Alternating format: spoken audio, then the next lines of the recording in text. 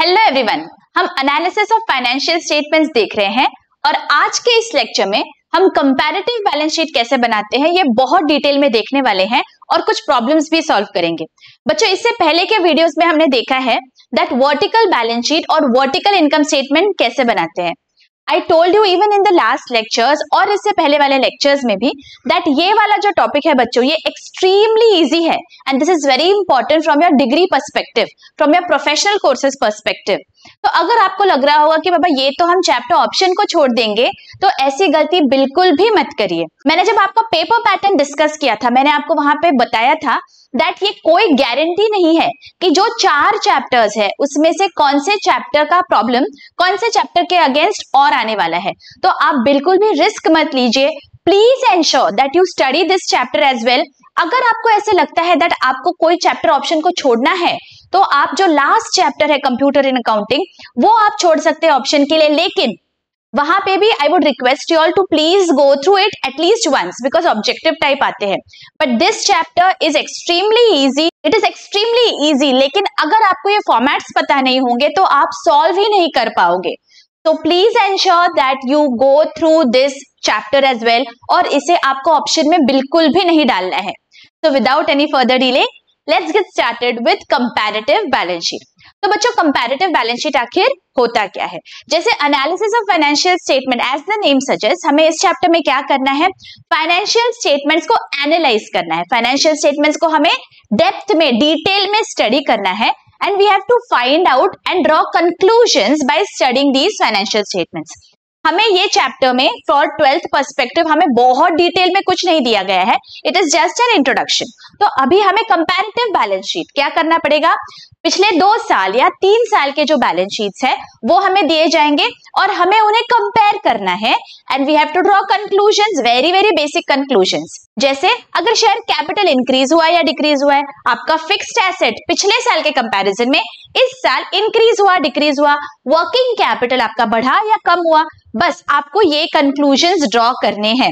See this is very very basic. ये आपको आगे चल के जब आप प्रोफेशनल कोर्सेज करोगे तो इसका क्या यूज होता है वो आप आगे सीखने वाले हो। यहाँ पे आपको सिर्फ इंक्रीज या डिक्रीज हुआ है, that you have to find out. Sounds very very easy, isn't it? It is actually very simple. अभी हम क्या करेंगे, आपकी जो टेक्स्ट बुक है उसमें से हम कुछ अनसॉल्व प्रॉब्लम सॉल्व करेंगे ताकि डिटेल में आपको फॉर्मेट भी समझ जाए और कैसे सॉल्व करते हैं ये भी समझ जाएगा।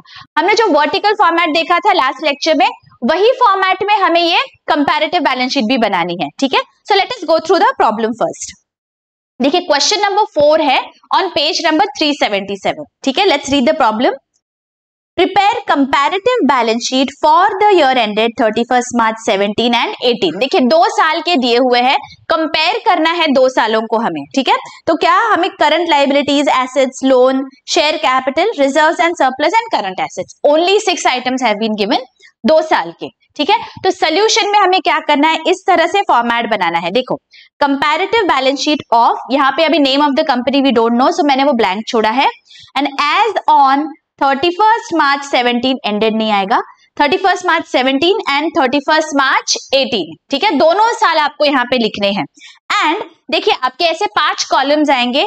पहले तो 2 साल के आपको जो दिया गया है प्रॉब्लम में वो 2 साल, उसके बाद एक और कॉलम एडिशनल है एब्सोल्यूट चेंज का, और उसके बाद है परसेंटेज चेंज। ये क्या है हम देखेंगे, ओके?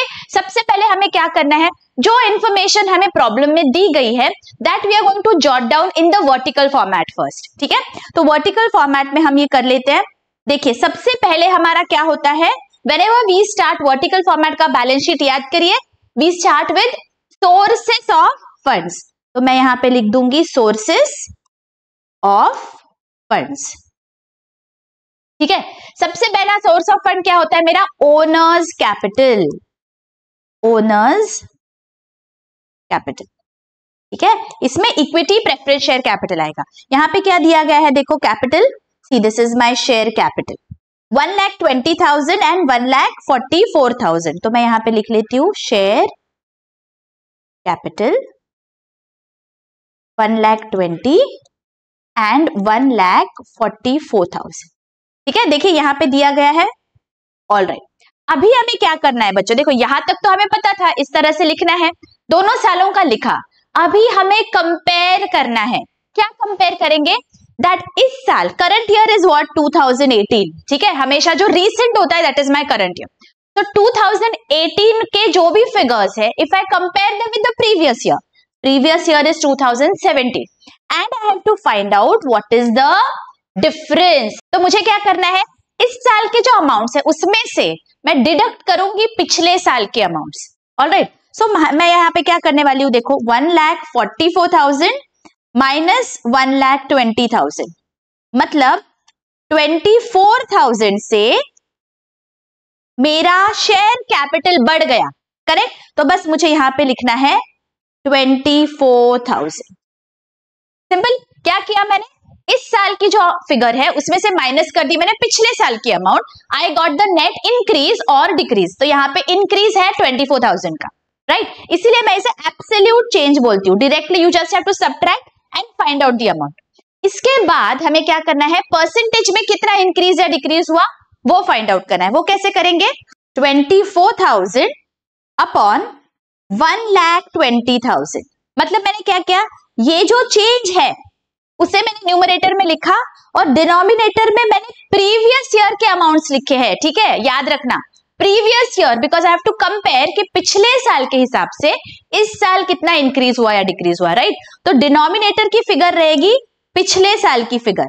ओके, और ये न्यूमरेटर में आएगा जो एब्सोल्यूट चेंज है. ठीक है, सो 24,000 अपॉन 1,20,000 इंटू 100, तो कितना आ रहा है ये, this comes to 20%. Getting it? तो आप यहां पे कैसे लिखोगे, 20%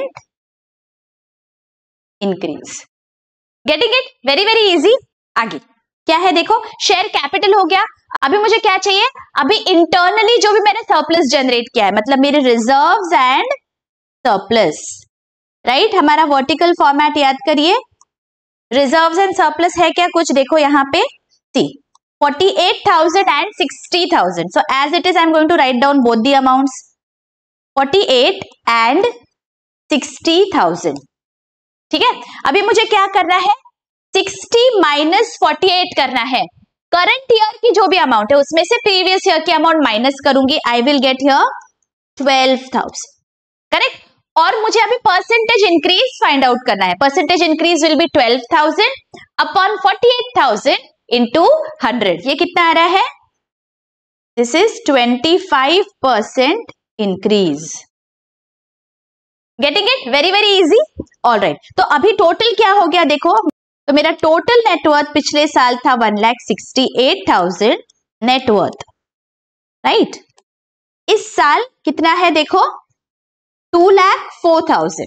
ठीक है, तो डिफरेंस कितना आया, 36,000 से मेरी नेटवर्थ इस साल बढ़ गई. Right, so this is the importance of comparative balance sheet. अगर मैंने ऐसे कर दिया तो मुझे तुरंत समझ में आता है at a glance that okay 36,000 से मेरी नेटवर्थ इस साल बढ़ गई है, which is a positive sign, right? So if from the investors perspective, from the directors perspective, from the management's perspective, हमें तुरंत समझ में आता है whether the business is going in the right direction or not, right? So इसीलिए comparative balance sheet बनाया जाता है. ठीक है, तो अभी इसका परसेंटेज कैसे निकालेंगे, 36,000 न्यूमरेटर में आएगा absolute change, we will divide it by previous year's figures, 1,68,000 into 100, which comes to 21.42% increase. ठीक है, हमारी नेटवर्थ बढ़ गई है इस साल. ऑलराइट, अभी हमें क्या चाहिए, नेटवर्थ हो गई, अभी बोरोड फंड्स है क्या कुछ, let us see. Borrowed funds.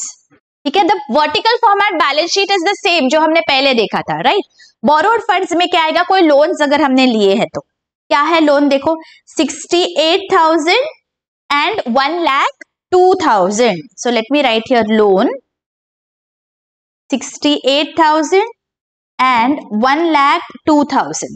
That means मेरा लोन कितने से बढ़ गया है, 34,000 से. So let me find out the percentage increase here. 34,000 upon 68,000 into 100, which gives me 50% increase. तो मैं बोल सकती हूँ that मैंने कितना ज्यादा बोरो किया पिछले साल के कंपैरिजन में, 50% मैंने ज्यादा बोरो किया है इस साल. ठीक है, now let us find out, so what are the total funds available? Total funds available, बस हमें ये टोटल करना है यहां पे।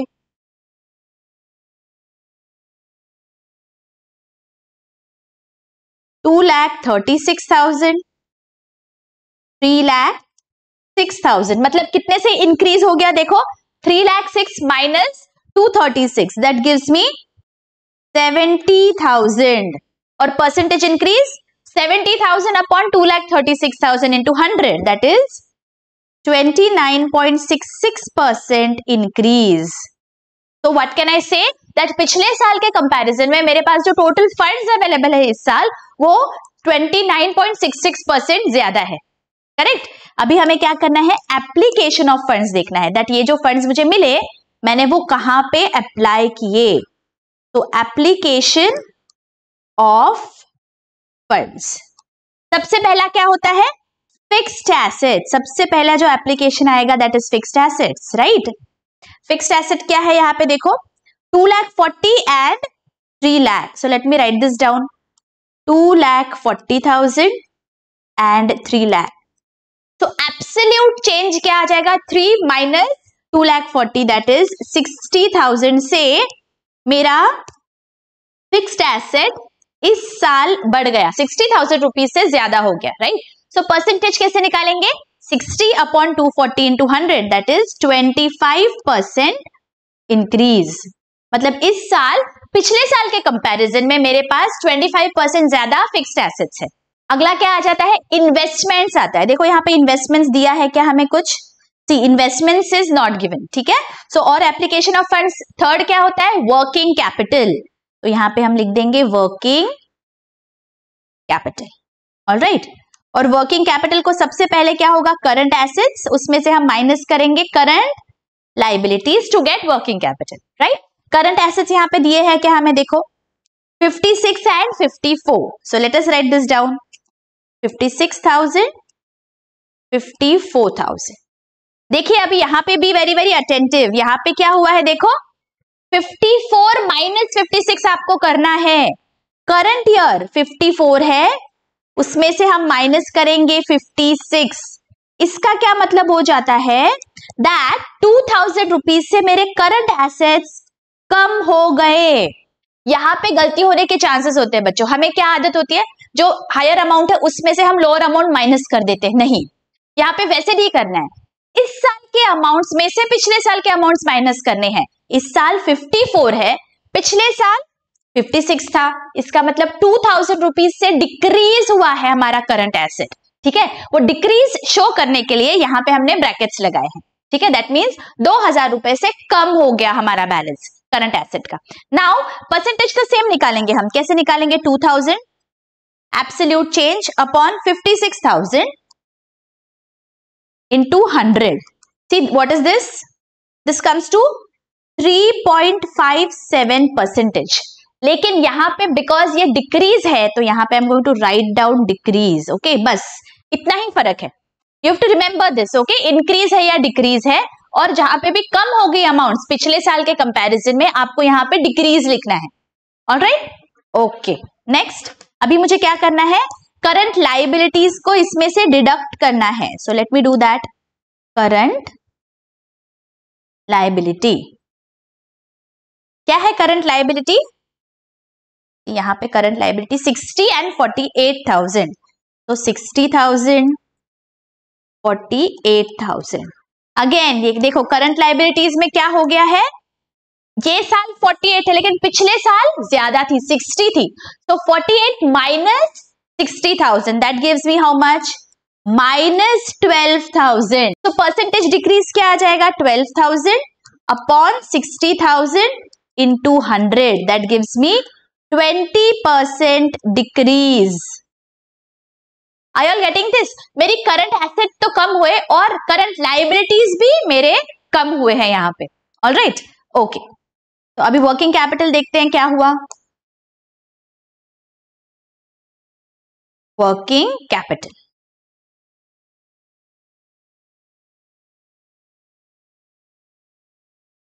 वर्किंग कैपिटल कैसे निकालते हैं, asset minus liability. So 56 minus 60 that gives me minus 4,000, तो मैंने ब्रैकेट में लिखा है 54 माइनस 48 दैट गिव्स मी 6000। तो अगर मैं कंपैरिजन करूं दोनों का तो यहां पे मुझे क्या करना पड़ेगा, -4 और 6 को कंपेयर करना है। तो मुझे बताइए what is the absolute increase in the working capital.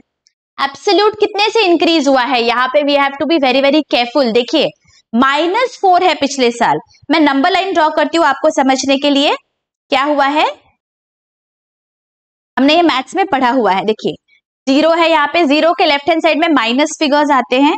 तो see let me assume this is 1000, okay, -1000, -2000, -3000 and this is -4000, ठीक है। और यहाँ पे राइट हैंड साइड में प्लस फिगर्स आते हैं, राइट, 1000, 2000, 3000, 4000, 5000 एंड 6000। याद आ रहा है, नंबर लाइन हमने बहुत शुरुआत में पढ़ी हुई है। तो यहाँ पे क्या हो रहा है बच्चों, देखो -4000 है प्रीवियस ईयर में और इस साल 6000 है करंट ईयर में वर्किंग कैपिटल। तो इनका डिफरेंस कितना है, डिफरेंस देखिए, पहले तो आपको 0 पे लाना पड़ेगा माइनस के अमाउंट को, एंड देन 0 से आगे 6, मतलब यहां पे 4000 तक आप आए, राइट, तब आप 0 पे आए। -4 में जब आपने 4 ऐड किए तो पहले तो आप 0 पे आओगे, इजंट इट, एंड देन 0 में आप और 6 ऐड करोगे, तब जाके आपको 6000 पॉजिटिव अमाउंट आएगी। दैट मींस टोटल कितना इंक्रीज हुआ, 6000 plus 4000, that means total increase is 10,000। Okay, तो यहां पे आप बोलोगे दैट मेरा वर्किंग कैपिटल 10,000 रुपीज से बढ़ गया है। Are you all getting this? क्या हुआ, पिछले साल -4 था और इस साल +6 है। तो ये समझने के लिए ये नंबर लाइन मैंने आपको दी है। बहुत बार हमें कंफ्यूजन हो जाता है, हम बोलते हैं 6 और 4 में तो 2 का डिफरेंस है, 10 कहां से आ गया। See you have to understand that this is negative, minus है, तो माइनस को पहले तो आप 0 करोगे, राइट, आपका नुकसान हो रहा था, पहले तो आप 0 पे आओ एंड देन 0 से आपको पॉजिटिव अमाउंट की तरफ जाना है। So total is 10,000। Is this very very clear? Okay, तो अभी हमें क्या करना है, 10,000 को डिवाइड करेंगे 4000 से। तो 10,000 इज माई एब्सोल्यूट चेंज, पिछले साल 4000 था, तो लेट मी सी कितने परसेंट से इंक्रीज हो रहा है। This is 250% increase in the working capital. 250% से मेरा वर्किंग कैपिटल बढ़ गया है। Are you all getting this? Okay, अभी आगे क्या बचा अभी हमारा, अभी हमें सिर्फ टोटल फंड्स अप्लाइड निकालना है। टोटल फंड्स अप्लाइड कितने हैं, देखो 2,40,000 माइनस 4,000 दैट गिव्स मी 2,36,000। ठीक है, जो ब्रैकेट में फिगर है वो माइनस है, ऑलराइट। यहां पे 3 लाख प्लस 6,000 दैट इज 3,06,000। देखो आपके टोटल फंड्स अप्लाइड और टोटल फंड्स अवेलेबल टैली हो रहा है क्या, 2,36,000 2,36,000, राइट, 3,06,000 एंड 3,06,000, राइट, टैली हो गया। एंड टोटल फंड्स अप्लाइड इस साल कितने से बढ़ गया है अभी आपका, let us see 70,000, that means 29.66% से मेरा टोटल फंड्स अप्लाइड इंक्रीज हो गया। समझ में आ गया? बहुत ही सिंपल है। Is this very very clearly understood कि कैसे आपको कंपैरेटिव बैलेंस शीट बनाना है। हमें क्या करना है, दोनों अमाउंट्स लिखने हैं, past year and current year, and then absolute comparison करना है। इस साल के अमाउंट्स में से माइनस करेंगे पिछले साल के अमाउंट्स, और जो भी आपका परसेंटेज इंक्रीज या डिक्रीज है वो आपको लिखना है परसेंटेज कॉलम में। Is this very very clear? Now let us look at one more problem from your text book so that और भी हमें क्लियरली समझ जाएगा। ठीक है, क्वेश्चन नंबर 2 है on page number 377. Let us read the problem. From the following balance sheet of Alpha Limited, prepare a comparative balance sheet on 31st March 18 and 31st March 19. हमें balance sheet दिए गए हैं, तो हमें पहले इस तरह से फॉर्मेट बना लेना है, comparative balance sheet of Alpha Limited as on 18 and 19. ठीक है, स्टार्टिंग पॉइंट क्या होता है हमारा, सोर्सेस ऑफ फंड्स, राइट। सबसे पहला source of fund is what? Owners capital. ठीक है, तो ओनर्स कैपिटल क्या है? Let us look at the balance sheet and find out. Equity share capital है 2 लाख एंड 250, तो यहां पे मैं लिख लूंगी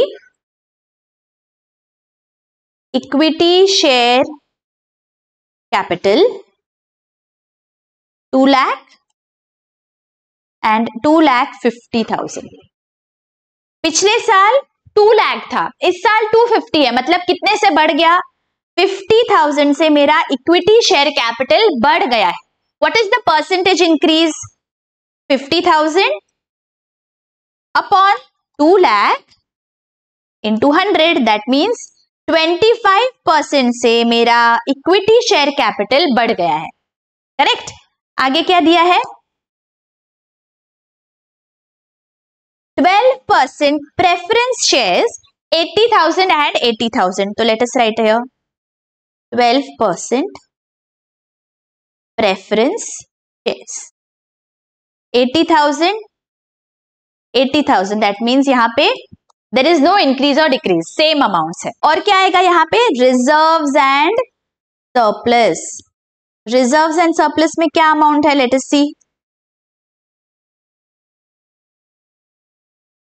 1 lakh and 1,40,000. So let us write down 1 lakh and 1,40,000.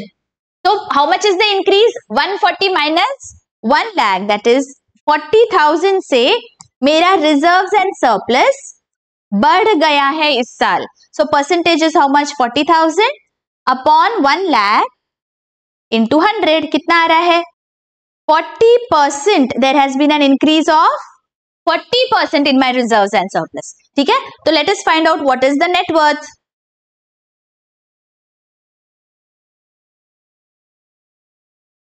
Net worth पिछले साल कितना था?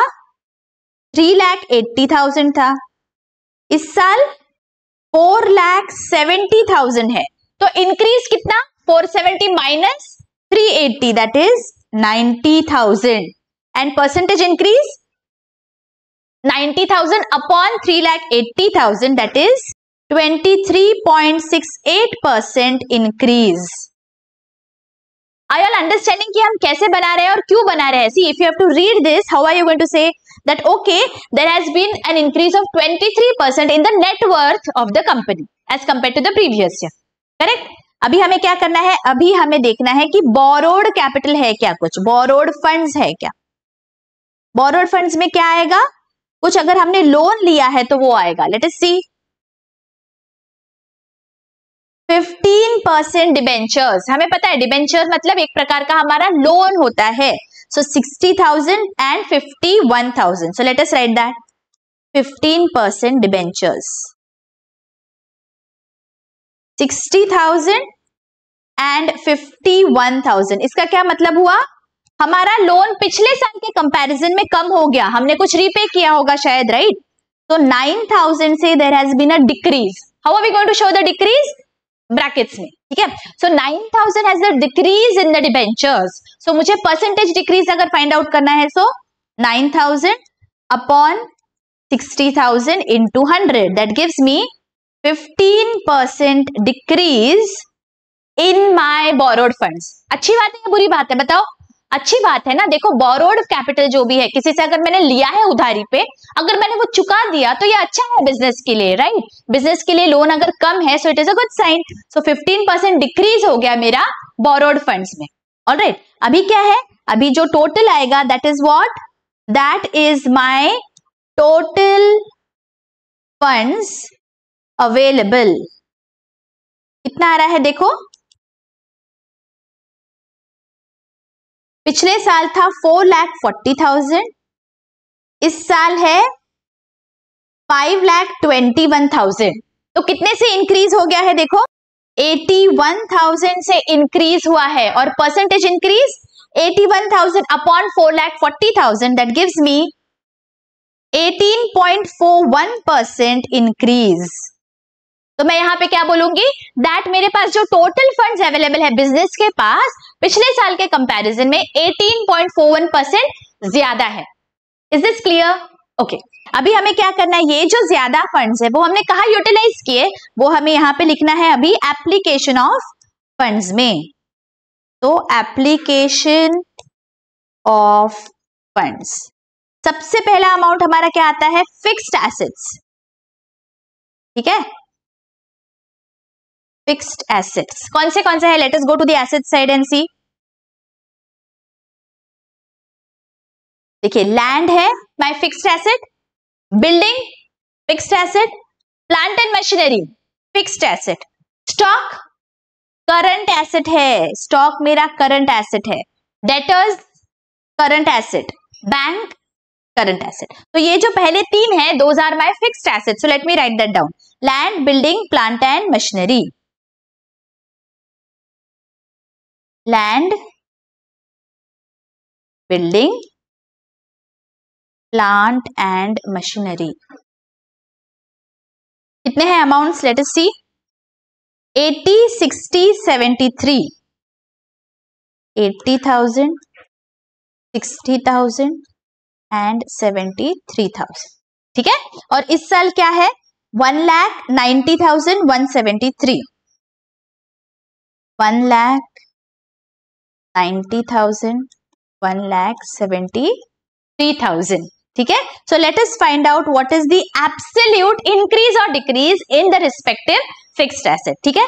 देखिए लैंड इस साल 1 लाख है, पिछले साल 80,000 था, इसका मतलब 20,000 से लैंड की अमाउंट मेरी बढ़ गई है। सो परसेंटेज कैसा होगा, 20 upon 80 into 100, that gives me 25% increase in the land that I have, correct? Next 90,000 minus 60,000, that is 30,000, again 30,000 upon 60,000 into 100, that is 50% increase, and 173 minus 73, that means 1 lakh से मेरा plant and machinery बढ़ गया है, 1 lakh upon 73,000, देखो यहाँ पे 1 lakh upon 73,000 into 100 कितना आ रहा है, 136.9% से बढ़ गया है मेरा plant and machinery. See getting this, कितना इंक्रीज हुआ है इस साल, सी बिकॉज अगर हमारे फंड्स में इंक्रीज है तो ऑब्वियसली हमने वो जो पैसा है वो कहीं पे यूटिलाइज किया है, राइट। तो यहाँ पे मैं बोल सकती हूँ कि बाबा ये जो मेरे पास फंड्स अवेलेबल थे मैंने फिक्स्ड एसेट में वो यूटिलाइज किए हैं, ऐसे दिख रहा है, राइट, 25%, 50%, 136.9% से मेरे फिक्स्ड एसेट्स बढ़ रहे हैं इस साल, ठीक है। So this is how we are going to read this, all right. Now let me find out my total fixed assets. Total कितना है fixed assets? 2,13,000, 3,63,000. So what is the difference? 363 minus 213, that is 1,50,000. देखो 1,50,000 से मेरे total fix assets बढ़ गए हैं इस साल, it is a good sign, right. Fix assets मैंने ज्यादा खरीदे हैं। और what is the percentage increase, 150 upon 2,13,000 into 100 कितना आ रहा है, 70.42% इंक्रीज। ओके अभी नेक्स्ट क्या है, ये तो फिक्स्ड एसेट्स है, नेक्स्ट होता है हमारा इन्वेस्टमेंट। तो लेट अस सी इन्वेस्टमेंट्स क्या क्या किए हैं हमने यहाँ पे।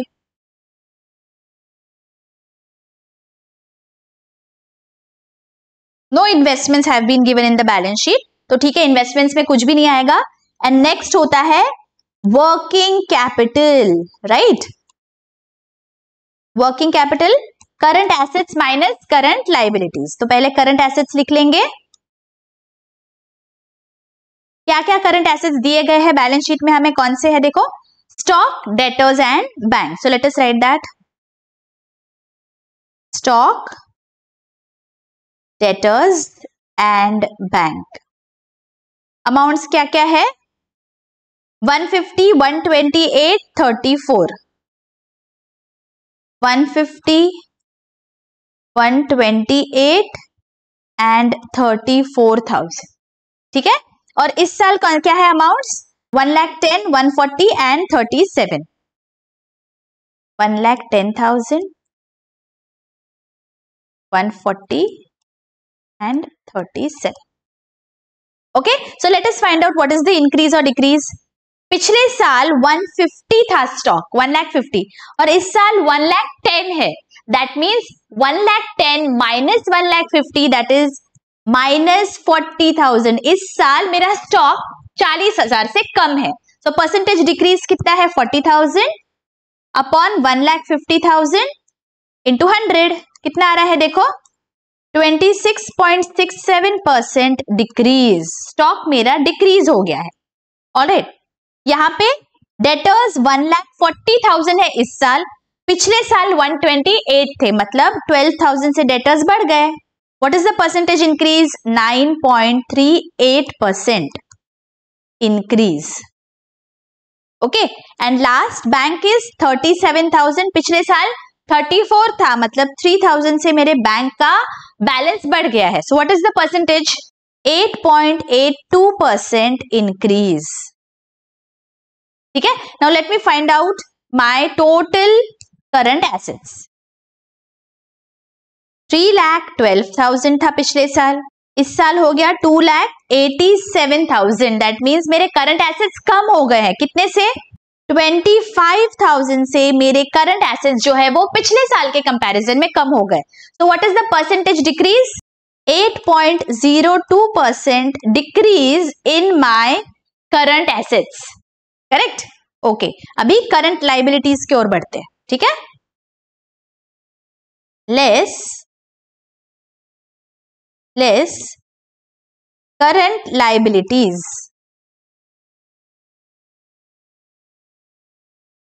देखते बैलेंस शीट में क्या लाइबिलिटीज दिए गए हैं। Creditors, bills payable and provision for taxation. Late us right that down. Creditors,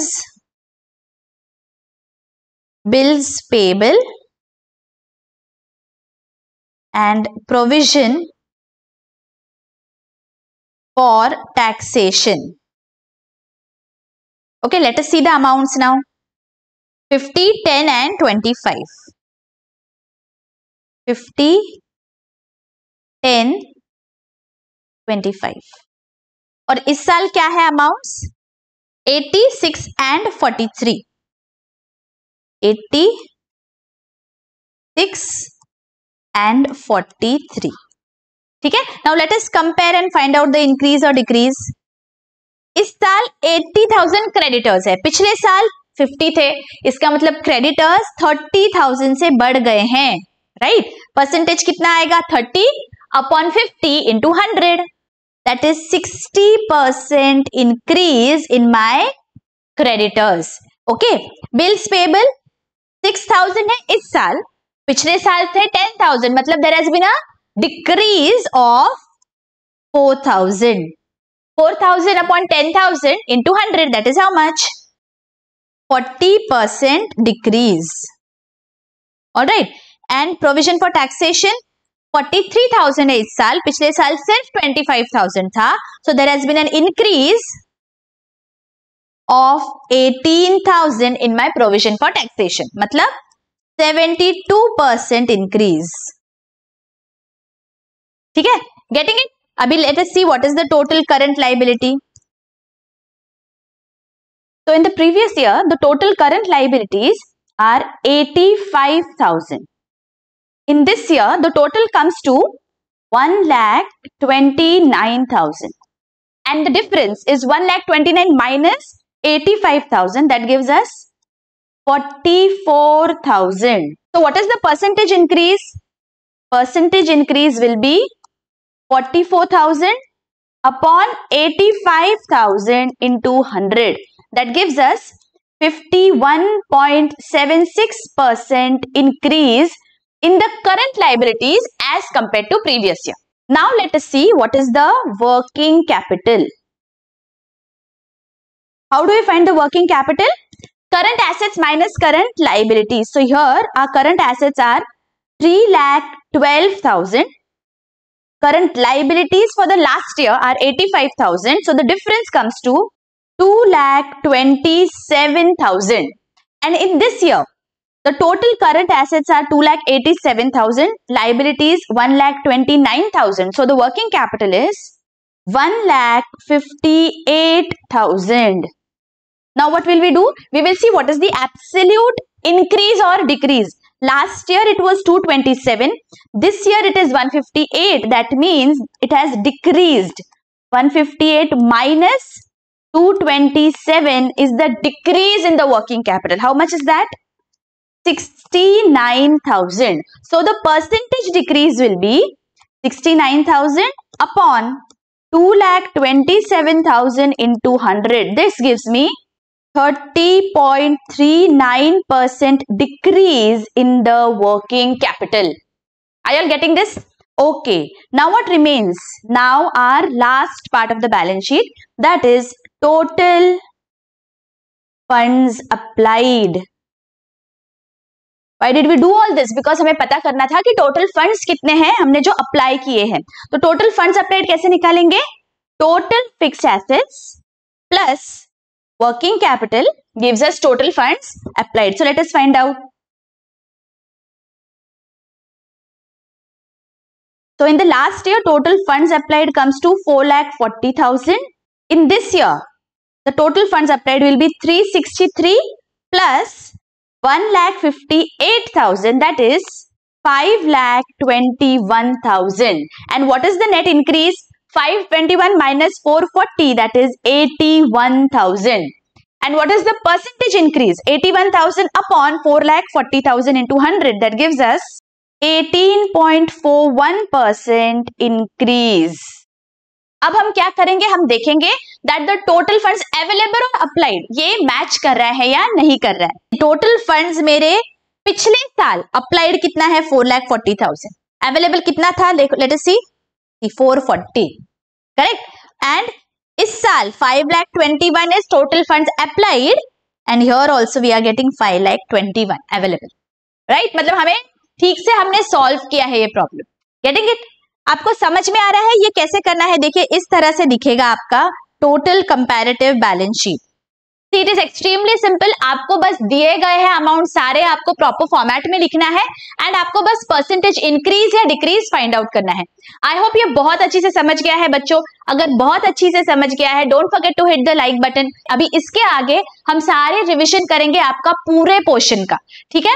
तो अगर सब्सक्राइब नहीं किया है जरूर सब्सक्राइब करिए, आपके फ्रेंड्स और फैमिली में भी शेयर करिए. और अगर कोई भी डाउट है please feel free to ask in the comment section.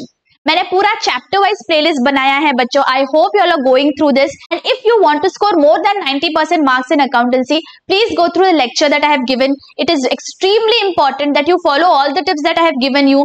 अभी भी आपके पास कुछ समय बाकी है. If you follow everything then जरूर आपको मोर देन 90% मार्क्स मिलेंगे और आपका टोटल ओवरऑल जो परसेंटेज है वो बढ़ जाएगा. तो मिलती हूँ आपको अगले वीडियो में जहां पे हम कंपैरेटिव इनकम स्टेटमेंट देखने वाले हैं. Till then take care. Bye-bye.